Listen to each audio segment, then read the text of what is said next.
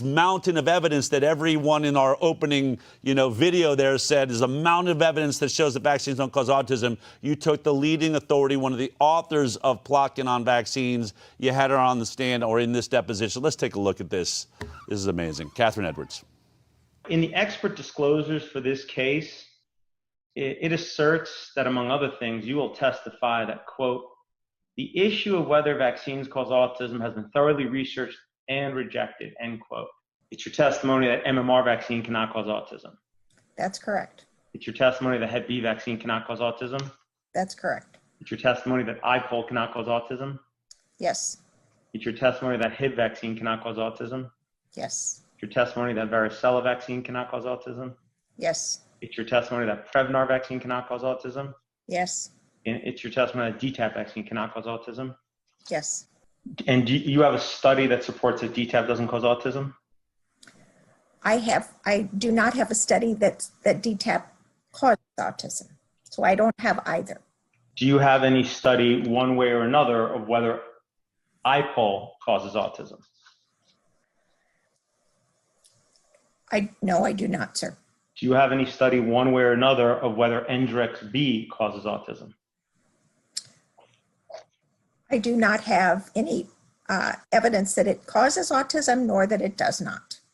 And what about HIV titers vaccine? Any evidence one way or another of whether it causes autism? No. And what about Prevnar vaccine? Any evidence one way or another? No, sir. And how about varicella vaccine? Let me just finish. Are there any studies one way or another that support whether it does or doesn't cause autism? Part of MMR, but not as varicella by itself. No, sir. No studies that say it does, or no studies that say it doesn't. Right. There have been studies that have found an association between hepatitis B vaccine and autism, correct? Not studies that I feel are credible.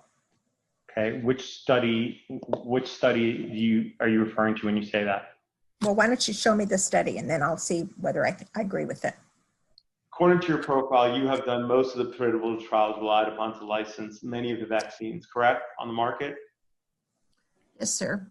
Okay, so you're highly experienced at conducting clinical trials, correct? I'm highly experienced conducting clinical trials. And you're familiar with many of the clinical trials that relied upon to license many of the vaccines currently on the market, correct? I am. In your opinion, did the clinical trials relied upon to license the vaccines that Yates received, many of which are still on the market today, were they designed to rule out that the vaccine causes autism? No. You've badgered me into answering the question the way you want me to, but I think that that's probably the answer. Is that your accurate and truthful testimony? Yes. I mean, just incredible. And that shows you the state, right? You see all these statements, the mountains of evidence that's out there. She feels badgered when you actually ask for some science of any kind. You're badgering me because she has no science. And really, for anyone out there that has ever, or if you're brand new to this show, that is a mic drop moment, folks. That is one of the leading authorities in the world, showed up for one purpose and one purpose alone, to show up in a court case and provide all the evidence that these vaccines this child received do not cause autism. Not one study, can't list a single study. And yet we've been sitting here now for years going, how long is the CDC going to lie about this? How long is it going to make this statement? Aaron, I want to read some of the statements that are now on the web.